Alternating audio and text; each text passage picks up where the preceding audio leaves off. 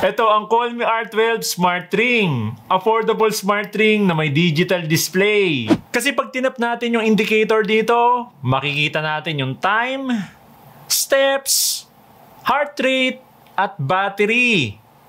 Waterproof na rin to, kaya no problem kahit mabasa o malubog sa tubig. Meron na rin tong kasamang charging dock. I-charge nyo lang to ng 1 hour. Kaya na nitong tumagal ng 5 to 7 days pag average use. 14 days naman pag naka-standby. Pwede din natin i-connect sa phone via Curing app. Dito makikita natin yung additional health data gaya ng sleep, heart rate, workouts, blood oxygen, tsaka stress. Pwede din natin gamitin as a camera remote shutter.